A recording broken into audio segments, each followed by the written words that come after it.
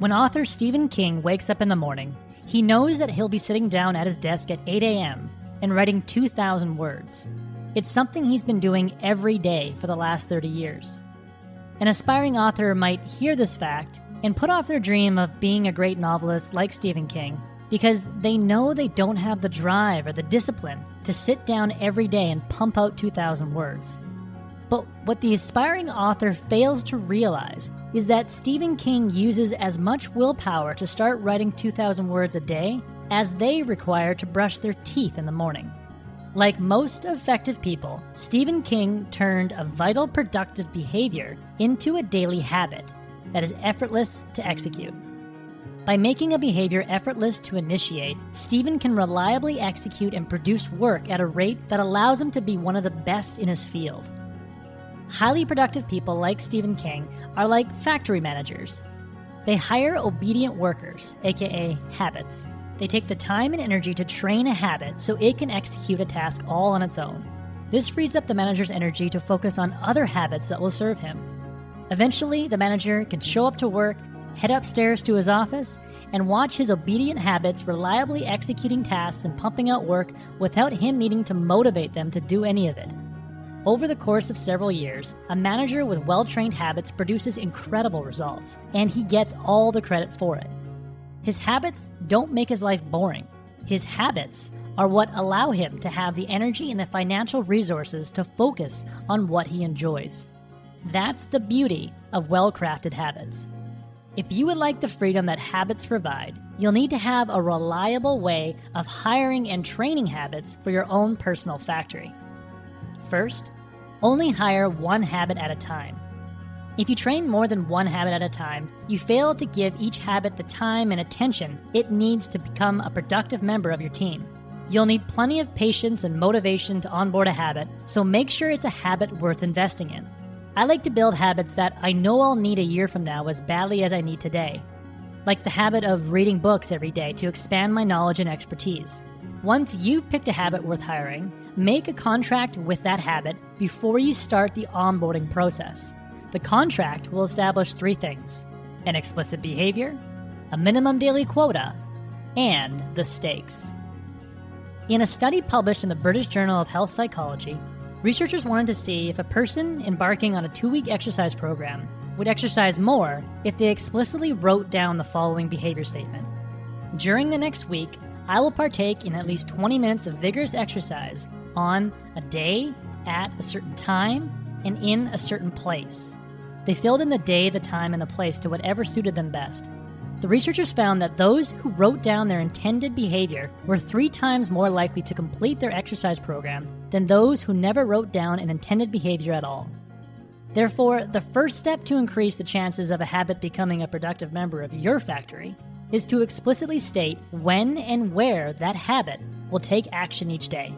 For example, every day after making my morning coffee, I will sit down at my desk and start reading a book related to the field I want to master.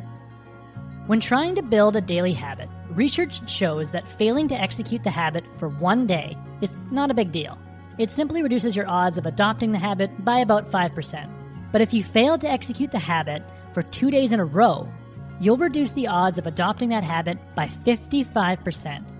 Miss more than 2 days in a row, and you'll reduce your chances of building that habit by 90+%. Therefore, your primary goal when onboarding a habit is to make sure it doesn't miss more than 2 days of work in a row. To ensure your new habit is compliant with your never miss 2 in a row policy, you need to lower the minimum daily quota of work required. Renowned Stanford psychologist B.J. Fogg says the only way to effectively adopt a new behavior is to either have an epiphany, a radical change in your environment, or make the behavior tiny. Of these 3 options, the last one is available to all of us. When you develop a new behavior, you require motivation. Your motivation fluctuates from day to day and moment to moment.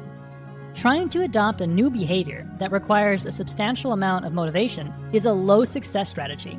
However, if the intended behavior change only requires a tiny amount of motivation, your newly hired habit is less likely to miss 2 days of work and jeopardize its long-term success. Therefore, whatever your intended behavior change is, you need to scale it way back to a stupid small behavior. If you're hiring a daily writing habit, the minimum quota could be writing 50 unedited words a day about anything. If you are hiring a daily reading habit, it could be reading 1 page of a book a day. It doesn't matter how much a new habit outputs on any given day.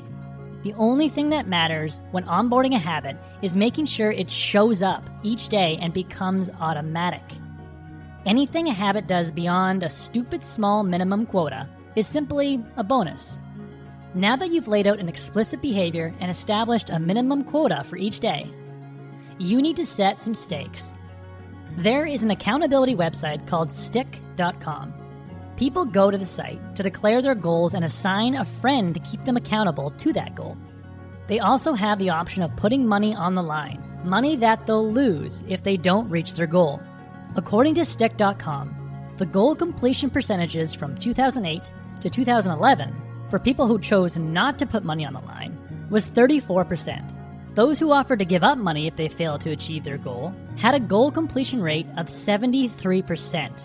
By simply putting their money where their mouth was, made them twice as likely to execute on an intended behavior. Therefore, the last part of your habit contract needs to include the following statement. If I fail to execute the minimum quota more than 2 days in a row, I will forfeit blank. This could be money or an opportunity to do something enjoyable that week, like go to a movie. Now, after the contract is complete, you're ready to start the onboarding phase. The phase is all about building trust in your new habit. You need to have low expectations for all new habits and only give them more responsibility after they've proven to you that they can show up to work day after day and do the bare minimum. If a habit misses a day of work, don't get upset.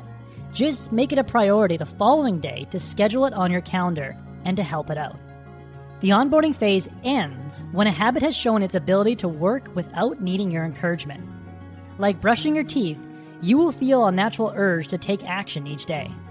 According to the latest research, it takes on average 66 days for a habit to become automatic. It seems like a long time to only experience minimal results, but remember that if you invest in a habit for those 66 days, that habit could serve you for a lifetime. Once a habit seems automatic and the onboarding phase is complete, you can slowly promote that habit and allow it to take on more and more responsibility. This involves raising the daily minimum quota a little bit at a time. So if you're reading 1 page a day, it turns into 5 for a couple weeks, then 10, then 20, and so forth. When you're ready to promote a habit, you can then onboard the next habit. You'll eventually get great at onboarding habits, and you'll experience less and less resistance to adopting vital productive behaviors. So if you hire and train the right productive habits, you'll generate incredible results over the span of several years, somewhat effortlessly. Writing 2,000 words a day could feel as automatic to you as it does to Stephen King, and writing 54 novels like he has won't be that far out of reach. As Aristotle said, we are what we repeatedly do. Excellence is not an act, but a habit. If you would like a 1-page PDF summary on how to hire a habit and how to make execution effortless, just click the link below and I'd be happy to email it to you. If you already subscribe to the free Productivity Game newsletter, this PDF is already in your inbox. Thanks for watching, and I hope you have a productive week.